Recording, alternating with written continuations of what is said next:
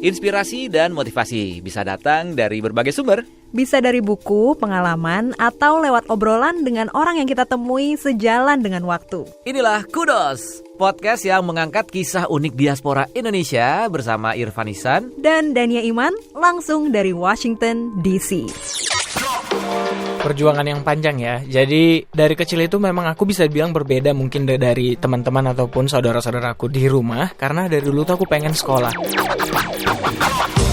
Hai guys, selamat datang di Kudos, podcast VOA episode 1 yang akan ngobrolin seputar kisah unik diaspora Indonesia. Iya, dan kalau dengar kata kudos, ini kan kata yang berasal dari bahasa Yunani ya. Ini identik dengan ucapan selamat atas sebuah prestasi. Nah, bicara soal prestasi nih, di episode 1 kali ini kita akan ngobrol dengan seorang anak muda Indonesia yang tidak pernah berhenti bermimpi untuk mencapai cita-cita. Iya, dia adalah Robinson Sinurat atau yang akrab disapa Obin. Seorang anak petani dari Sumatera yang berhasil meraih pendidikan dari universitas ternama di Amerika. Oke, untuk tahu ceritanya langsung aja kita ngobrol dengan Obin. Halo Obin, apa kabar? Oke, halo semuanya, saya Robinson Sinurat. Saya berasal dari Dusun 3 Desa Barisan Nauli, Tanjung Beringin, Sumatera Utara.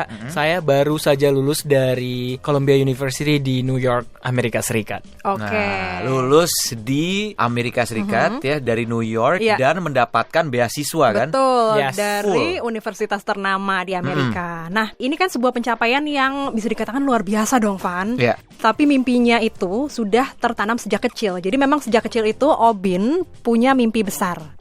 Nah, ini ceritanya gimana?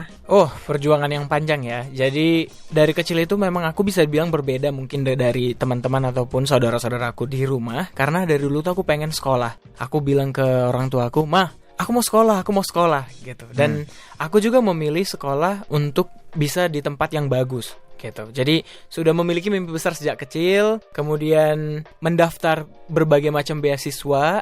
Dan sebelum lulus dari S1 dulu, aku memang sudah memiliki cita-cita untuk lanjut S2 di luar negeri. Jadi aku daftar beasiswa, dan akhirnya aku dapat beasiswa dan bisa kuliah di Amerika Serikat. Nah, kenapa tadi kita sempat bilang bahwa ini ceritanya sebenarnya kita yang mendengarkan tuh ini sangat inspiratif karena menandakan bahwa semua orang itu bisa mendapatkan mencapai apa yang diinginkan, yang diimpikan. Iya, asal punya keinginan ya. Asal punya keinginan. Sekarang kita mundur dulu nih, Oke. mundur kehidupan Obin sebelum akhirnya menginjakan kaki di Amerika. Iya. Bisa cerita dulu kesibukannya dulu gimana, sekolahnya dulu gimana. Lulus dari SD, aku minta ke orang tua aku untuk bisa sekolah di sekolah swasta yang bagus gitu loh. Karena di dekat rumah dulu ada sekolah, bukan merendahkan sekolah negeri, tapi memang mungkin mengenai fasilitas dan fasilitas pendukung untuk kita menjadi orang yang lebih baik itu ada di sekolah swasta yang ada di dekat rumah juga dulu.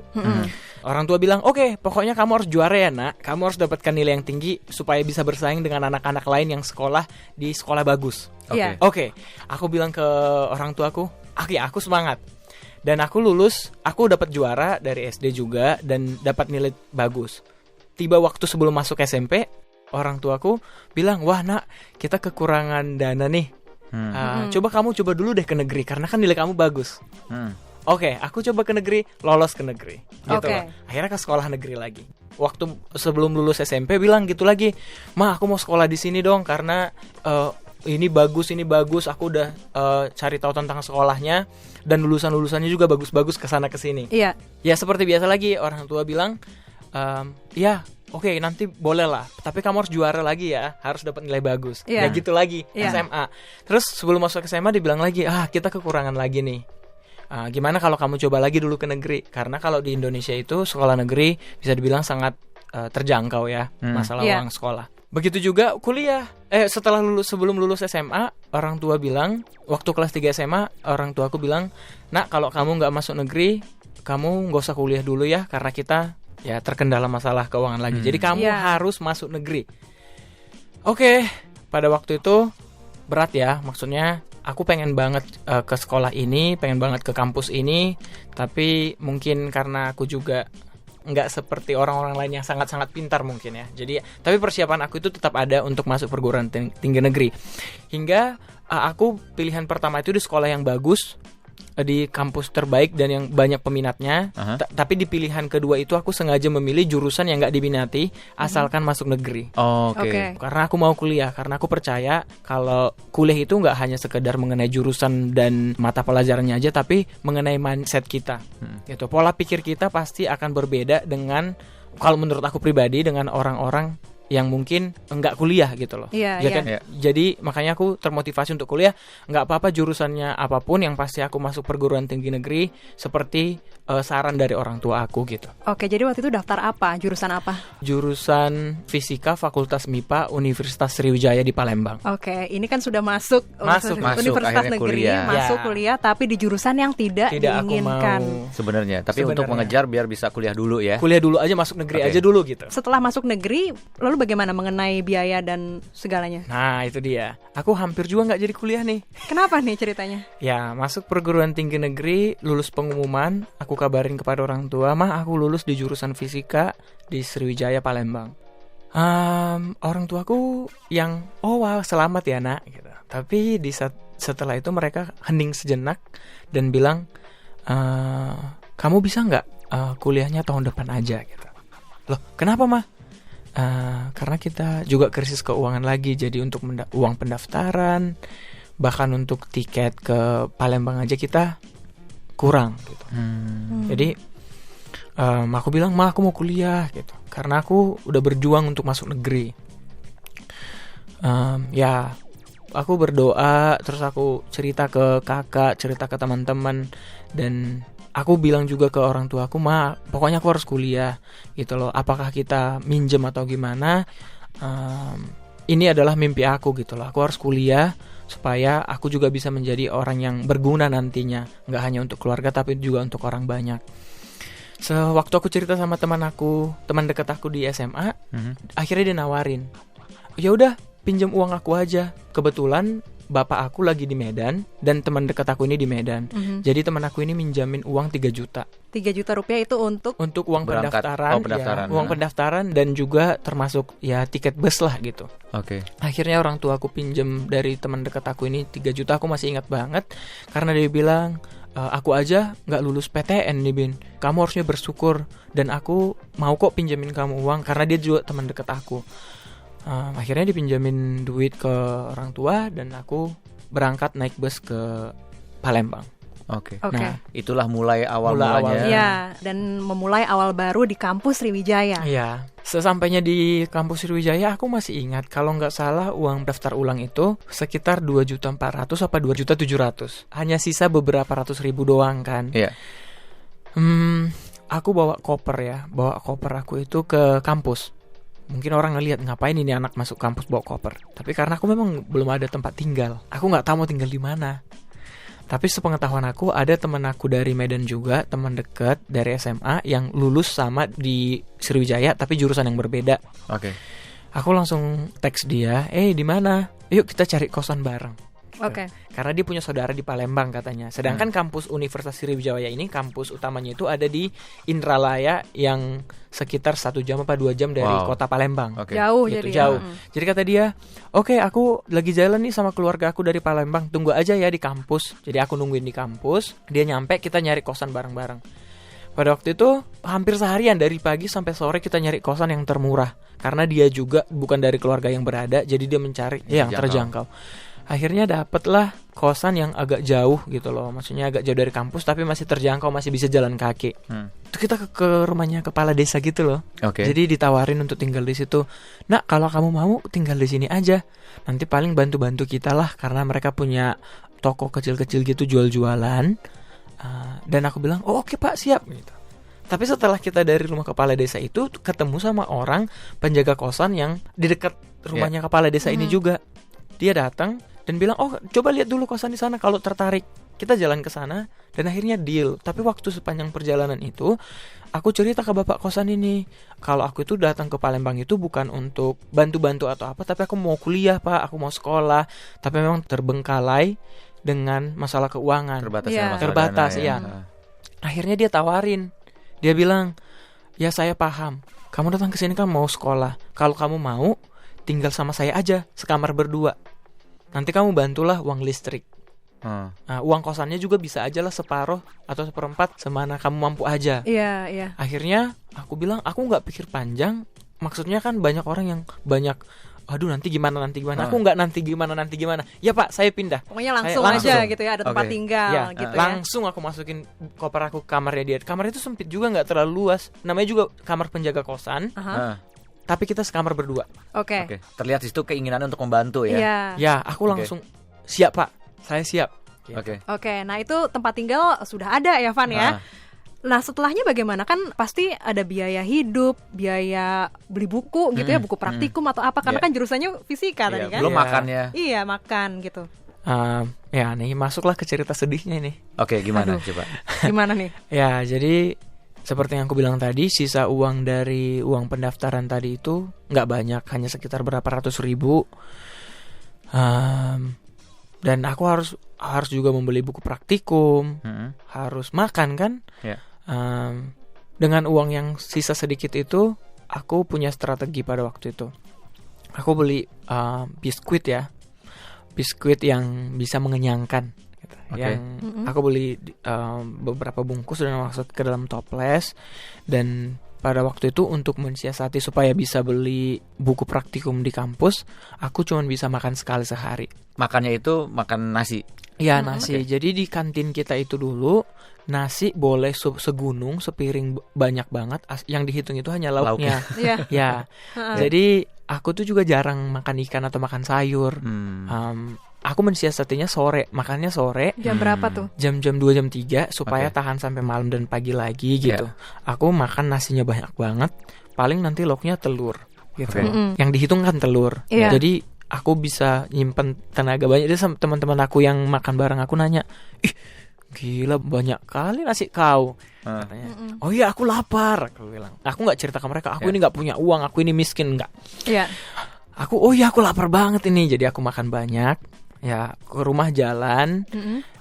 Dan kalau lapar tengah malam, aku punya biskuit Roma gitu loh. Bahkan terkadang terbangun tengah malam dan nangis gitu loh. Maksudnya ya ampun, ini perjuangan banget ya, susah banget ternyata hidup untuk meraih mimpi ini sampai segini kerasnya gitu loh. Aku terbangun tengah malam itu karena kelaparan.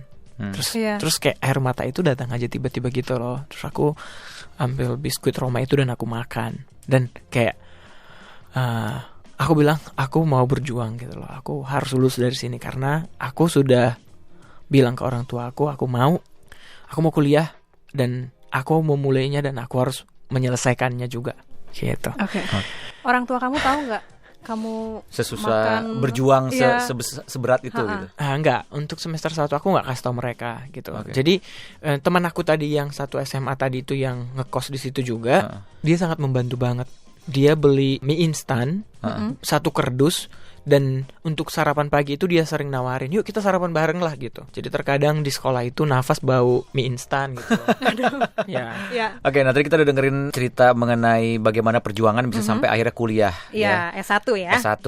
Nah, nanti setelah ini nih kita break dulu sebentar. Abis ini kita akan mendengarkan cerita sampai akhirnya jalan menuju mimpi besar ini lebih terbuka lagi dengan mendapatkan kesempatan sekolah di Amerika. Gimana ceritanya? Tungguin aja. Ingin tahu kiprah diaspora Indonesia di Amerika? Atau tentang cerita yang Amerika banget? Tonton Amerikui di YouTube channel VOA Indonesia. Sekali lagi, jangan lupa simak Amerikui di YouTube channel VOA Indonesia. Amerikui!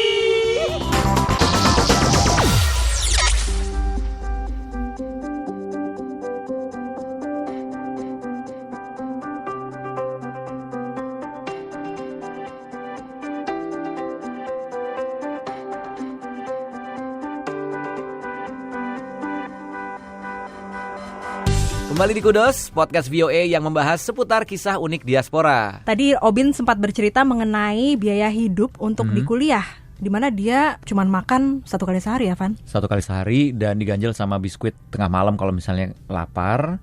Karena ini juga hampir kuliahnya nggak jadi karena terbentur dengan masalah biaya. Nih kita kalau kilas balik sedikit lagi, keluarga kamu ini hidupnya sebagai petani ya? Di Sumatera Utara. Nah, setelah masuk ke Universitas Sriwijaya, lalu bagaimana cara Obin untuk membiayai hidup dan juga biaya kuliah?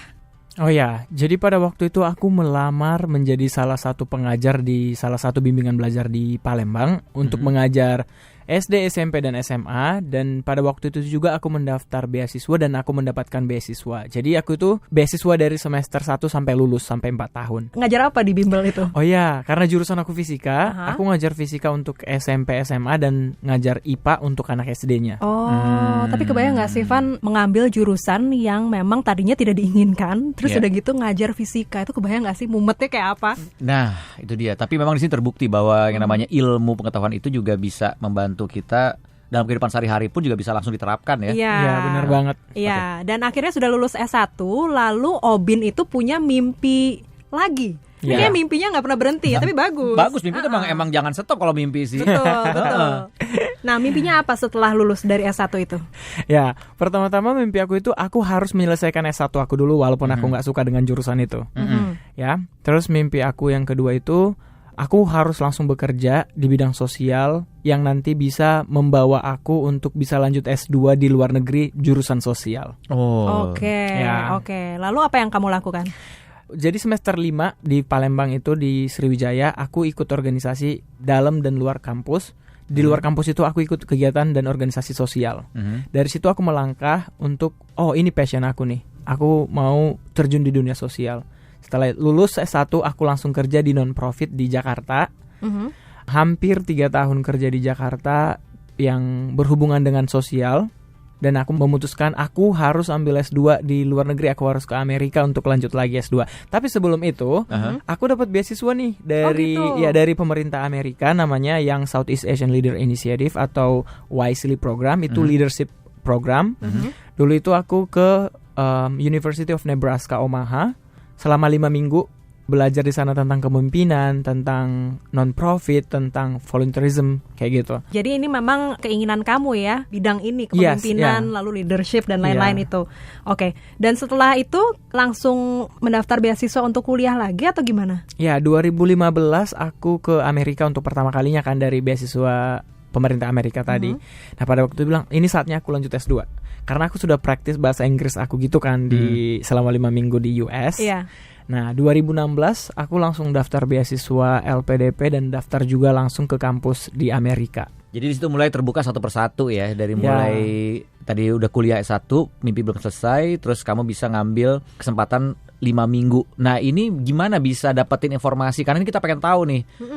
Gimana sih kok bisa dapat informasi untuk ada kesempatan untuk belajar ke Amerika walaupun hanya 5 minggu. Tapi ini kan yang membuka jalan kamu ke depannya kan, sampai bisa kuliah di sini. Tadi kamu bilang kamu mendaftar langsung akhirnya. Tapi gimana nih? Apa yang harus dilakukan kok bisa dapetin informasi seperti itu? Ya, yang pertama itu menurut aku adalah jaringan dari teman-teman sekitar dulu. Jadi teman-teman ini juga lah yang mendukung atau membukakan jalan buat kita. Oh ada program ini ternyata. Setelah itu harus rajin-rajin juga mencari informasi sendiri. Karena kita sekarang sudah zaman teknologi canggih. Semuanya sudah ada. Apa mau kita cari? Kita klik aja, ketik aja, beasiswa langsung dapat gitu loh. Maksudnya langsung dapat informasinya. Gitu. Jadi memang kitanya yang harus proaktif nyari-nyari sendiri juga ya. Dan memang kamu ini sepertinya senang juga berorganisasi ya, Obin ya? Ya. Itu penting ya. Berorganisasi, dengan berorganisasi kita juga menjalin networking. Dan jangan pernah berhenti cari informasi. Karena itu semua tuh terbuka ya. Benar banget. Ya, apalagi sekarang di internet kan gampang ya, tinggal di Google, beasiswa Amerika mungkin kayak gitu ya. Langsung banyak banget informasi tentang itu.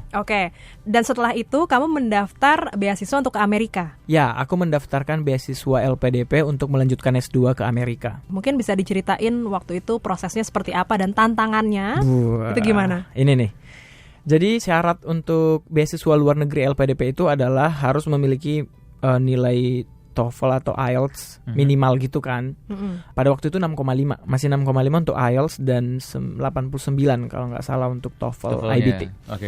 Itu adalah tantangan yang sangat berat buat aku sebenarnya. Karena aku nggak punya background bahasa Inggris. Bahasa Inggris aku sangat lemah sekali. Dan bahkan pernah sempat punya grup belajar di Palembang, sesama kita mahasiswa berprestasi namanya ya di Universitas Sriwijaya itu. Aku adalah salah satu mahasiswa berprestasi dari Fakultas MIPA.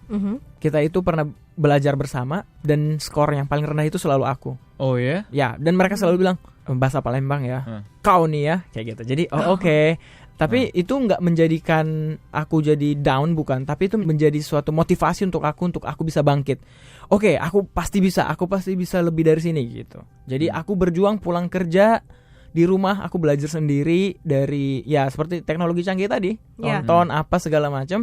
Praktis di rumah juga, dan akhirnya aku bisa mendapatkan skor minimalnya dan aku daftar LPDP. Oke, dan akhirnya kamu mendapatkan beasiswa itu, dan bagaimana ceritanya kamu bisa diterima di Universitas Columbia yang ternama di Amerika? Itu juga perjuangan yang panjang sebenarnya, yang butuh motivasi, butuh support dari teman-teman terdekat yang mendukung kita.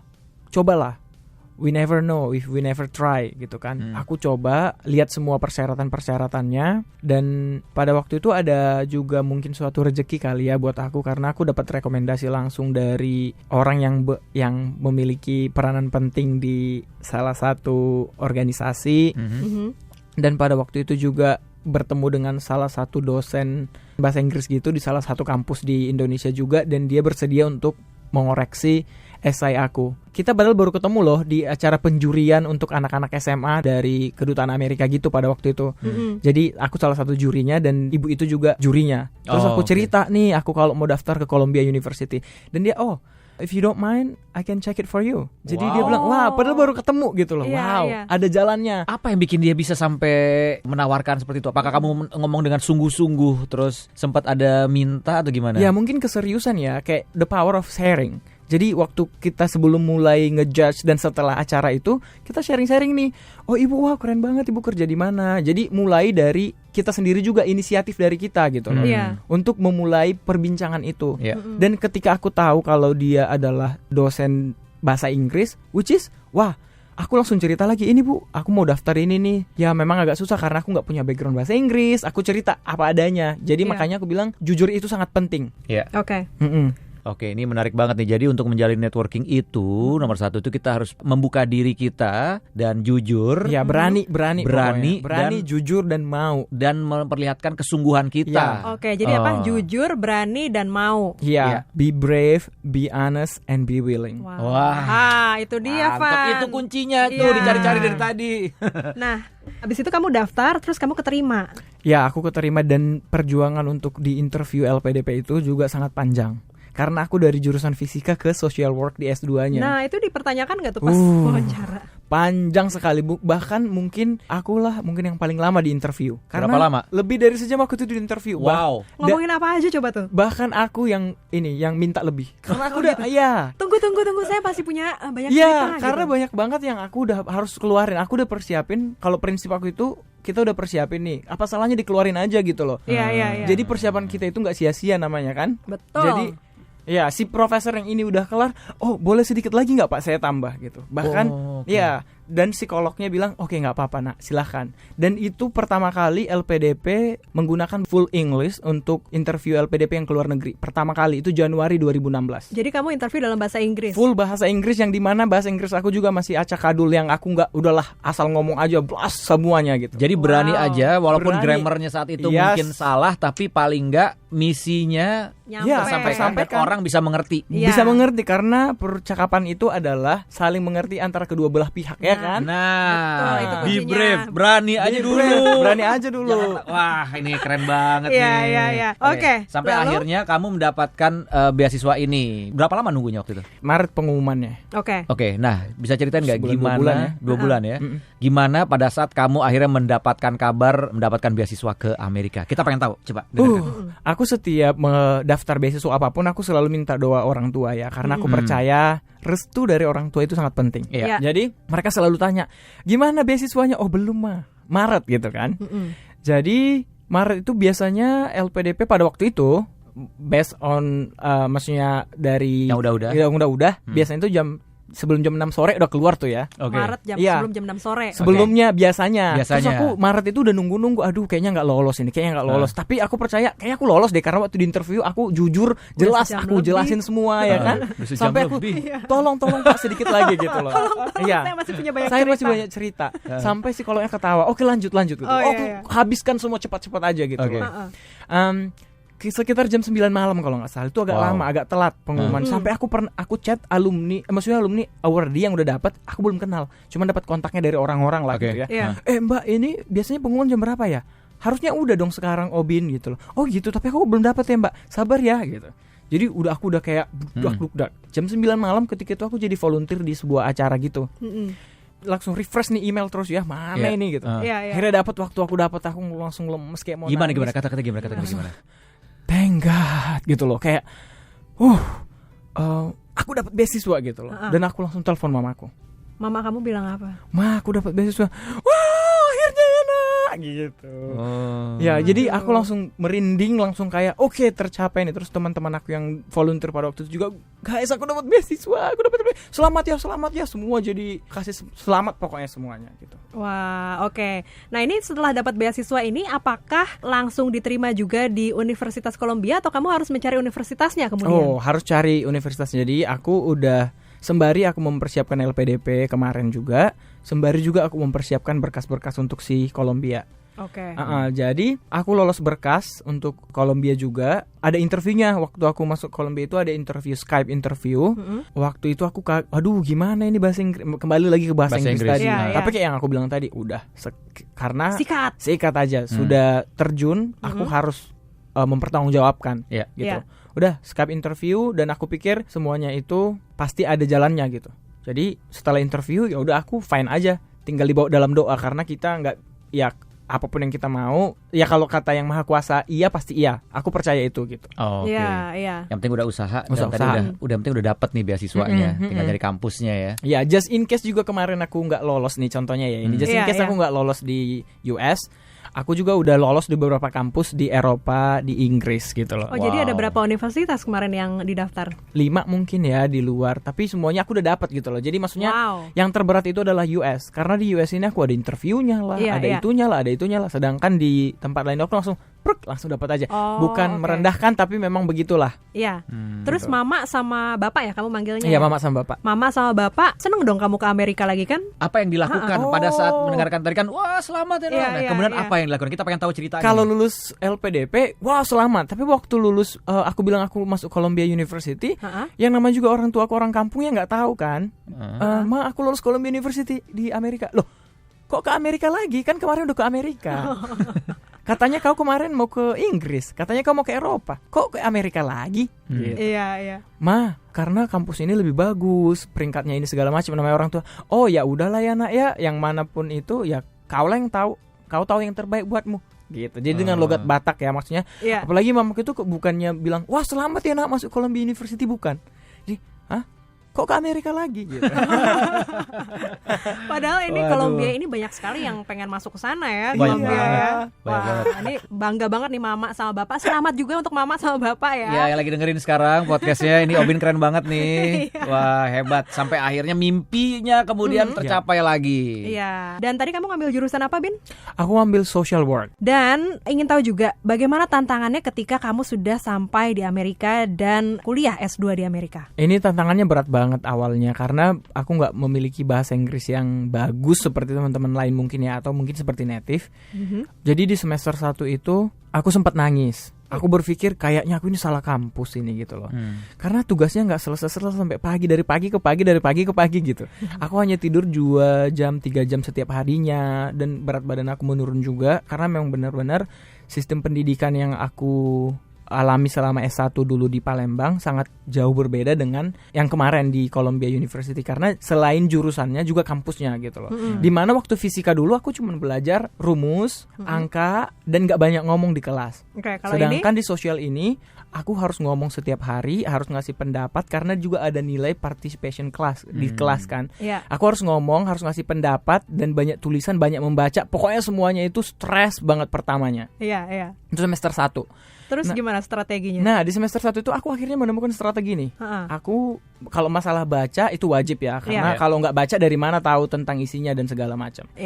Akhirnya aku punya strategi. Setelah aku baca buku itu, aku siapkan beberapa pertanyaan yang aku akan tanyakan di kelas. Dan aku juga sudah baca materi sebelum masuk kelas kan. Jadi di kelas itu aku setiap hari at least bertanya satu pertanyaan ataupun menjawab satu pertanyaan. Oh, ini udah ini bagus nih. Tipsnya bagus tuh ya. Bagus ya. Oke. Memang kalau kuliah di sini kan dianjurkan untuk aktif ya, untuk berbicara di karena kelas. ada nilainya kan, nilai partisipasi di kelas. Kalau nggak nanya satu pertanyaan, jawab satu pertanyaan. Oke. Itu pokoknya at least harus gitu loh. Makanya jadi dari list pertanyaan yang aku siapkan itu kan mungkin udah diambil sama teman-teman lain memiliki pertanyaan yang sama. Jadi aku udah siapkan beberapa gitu, nggak hanya satu. Ketika yang satu yang ditanya ada yang lain. Gitu. Oke. Dan sejalan dengan itu bahasa Inggris kamu otomatis improve ya langsung ya, karena kan belajar itu salah satunya. sehari-hari. Dan kalau ada beberapa teman internasional dari negara lain bilang ke aku, kamu sekarang udah berani banget ya, udah bisa lancar capcus, nggak seperti pertama masuk dulu. Aku bilang itu semua butuh keberanian tadi.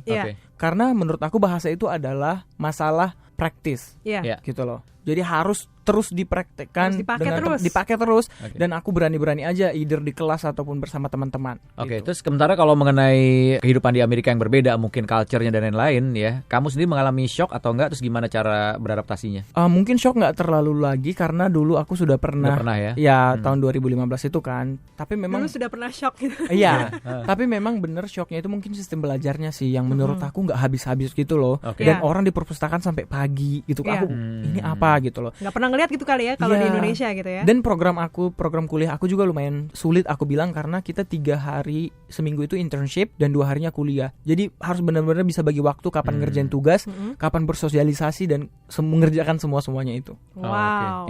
Tapi itu kamu jalanin semua. Aku jalanin semua, aku survive 2 tahun dengan internship, dan bayangkan dengan bahasa Inggris yang apa adanya, langsung internship dengan orang-orang di sini yang memiliki aksen yang berbeda. Aku tuh udah direct service sama anak-anak SMP SMA yang bahasanya itu ya bahasa Inggris lah mereka gitu loh. Iya. Dan setelah lulus kuliah, lalu sekarang kamu ngapain nih? Nah, setelah lulus kuliah kemarin aku langsung dapat kerja. Kerja itu ya OPT ya. OPT itu optional practical training ya. Jadi training di sini aku dapat kesempatan 1 tahun. Aku sangat bersyukur karena banyak juga orang yang nggak dapat itu gitu loh, karena susah kan. Nah, mungkin karena aku sudah memiliki pengalaman kerja dari Indo dan aku internship selama 4 semester di sini gitu. Jadi aku langsung kerja di salah satu non-profit di New York dan aku ditempatkan di sekolah. Jadi aku sebagai counseling specialist, sebagai counselor gitu di sekolah. Waktu itu aku sempat ngelihat ada foto kamu sama mama sama bapak di Amerika. Mereka jadi sempat ke Amerika gitu ya? Ya, mereka datang waktu aku wisuda. Mereka datang sini. Ya, mereka stay 2 minggu. Yes. Pertama sekali mereka menginjakkan kaki di Amerika dan aku benar-benar sangat bangga sama mereka gitu. Kamu bawa kemana aja waktu di Amerika? Aku bawa keliling New York dan aku juga bawa mereka ke Washington DC karena mereka cuma tahu di mana Gedung Putih. Pengen ngelihat Gedung Putih. Pada saat akhirnya berada di Amerika, di kampus besar di New York, ngelihat kamu wisuda, itu gimana ekspresi mereka, pengen tahu? Mereka sangat bangga sih, sangat bangga sekali, dan aku bisa melihat kebahagiaan itu dari mata mereka. Dan mereka bilang, selamat ya nak, kamu telah mencapai mimpimu gitu. Iya. Oke. Aduh, terharu ya Man ya. Iya. Aku mau cerita sedikit lagi nih. Apa nih? Salah satu mimpi aku dulu itu pengen banget ketemu sama Presiden Barack Obama. Ya, jadi aku ketemu dia 2015. Wow. Gimana ceritanya? Ya, gimana jadi dan di mana nih? Karena aku lulusan dari programnya dia tadi, leadership program tadi di Wisely program tadi. Jadi 2015 itu kita ada Wisely Summit di Kuala Lumpur. Dan aku memiliki kesempatan ketemu dia langsung di depan mata aku banget, dia ngomong di panggungnya karena aku dapat kesempatan duduk di depan. Wow, gitu. Kamu sempat gini nggak? Hai Indonesia. Iya, dia kabar? Pasti tahu. Bakso, sate, enak ya. Enak ya, kerupuk. Wah, ini luar biasa banget. Nih bisa satu mimpi lagi bisa dicapai, bisa didapatkan dari yang tadinya mungkin orang mikirnya ini hanya mimpi di siang hari bolong ini, di awang-awang, tapi ternyata bisa. Iya, dan karena motonya apa? Be brave, be honest, and be willing. Oke. Dan aku pengen juga ngasih tahu ke teman-teman semua yang mendengarkan podcast ini ya. Dulu waktu aku masuk jurusan fisika di Universitas Sriwijaya itu banyak banget yang underestimate. Fisika mau jadi apa? Mau jadi guru ya? Banyak banget yang ngomong kayak gitu ke aku, tapi aku nggak pernah bilang, maksudnya nggak pernah sakit hati ya, cuman itu memotivasi aku. Oke, kita lihat aja karena kita juga nggak tahu gimana ke depannya gitu loh. Lihat aja, bukan sombong, tapi mungkin dengan yang aku dapat sekarang ini, mungkin orang-orang dulu yang pernah meng-underestimate itu semoga tidak meng-underestimate orang-orang lain lagi gitu. Nah, itu dia ya. Ya, tapi ini malah jadi pemicu juga. Ya, jadi dia benar-benar pemicu dan benar-benar ini bisa menginspirasikan kita untuk jangan pernah takut dengan keterbatasan kita sendiri. Iya. Karena ternyata keterbatasan bahasa Inggris ini bukan jadi kendala. Bukan Betul. jadi kendala. Betul, Bin? Dan jangan takut juga untuk bermimpi tinggi. Ya. Ya, karena itulah yang akan memotivasi kita dalam hidup tentunya ya. Ya. Wah, Nah, tadi kan udah kerja nih ya, Obin ya. Lalu what's next? Aku masih punya mimpi lagi nih. oh, mimpi masih besar ada lagi. aku. Iya. Mimpinya Next besar chapter. sekali. Oke, ini Ya. buat podcast kita berikutnya nanti apa nih? Oke. Jadi aku itu waktu di semester terakhir di kuliah di Kolombia, aku udah presentasikan tentang project ini di kelas gitu loh. Oke. Dimana based on my personal experience dari keluarga yang sederhana, dari desa, dari dusun. Mungkin kalau aku dulu tidak memiliki mimpi besar, tidak ada inisiatif atau tidak tahu informasi-informasi beasiswa atau kuliah di luar negeri, aku nggak bisa seperti ini. Jadi aku ingin banget membagikan semua pengalaman-pengalaman ini ke anak-anak yang ada di daerah-daerah untuk bermimpi lah gitu loh, Yeah. untuk memberikan informasi-informasi juga.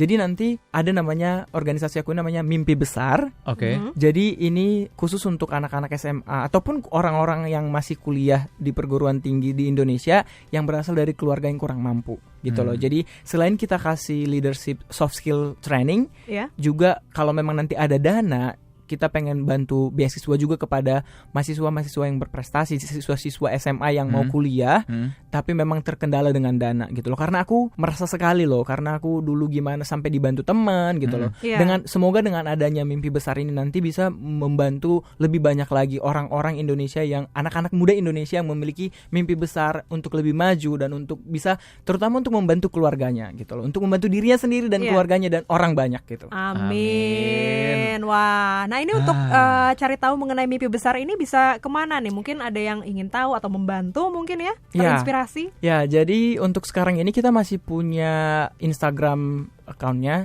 bisa langsung follow kita di @mimpibesarofficial. Proyeknya di mana di Indonesia tepatnya? Di Indonesia. Jadi pertama kemarin kita sudah ngebantu satu mahasiswa dari Universitas Negeri Medan untuk sidang sarjananya, dan dia sudah mendapatkan gelar sarjana pendidikan biologi dari Universitas Negeri Medan. Oke. Dan yang kedua kemarin kita sudah ke SMA, di salah satu SMA di Sumatera Utara, mengadakan sosialisasi dan mereka melakukan tryout untuk masuk perguruan tinggi gitu. Jadi awalnya sekolah itu, SMA itu tidak bisa dibilang cuma 1-2 orang yang pengen lanjut kuliah dan lanjut ke perguruan tinggi. Tapi setelah kita adakan sosialisasi itu, informasi dan tryout itu, dari penelitian teman-teman yang kesana kemarin, tim kita yang kesana, sekitar 89% mau melanjutkan pendidikan ke yang lebih tinggi lagi. Wah, oke, kita tepuk tangan dulu.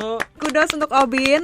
Ya, jadi berbagai Seru cerita banget. yang bisa menginspirasi dan bukan hanya menginspirasi tapi juga memberikan kesempatan ya dengan berbagi melalui mimpi besarnya tadi ya. Ya. Nah, yang terakhir nih Obin, apa pesan Obin untuk teman-teman di Indonesia? Buat teman-teman semua yang ada di Indonesia, jangan takut bermimpi. Seperti yang aku bilang tadi, be brave, be honest, and be willing.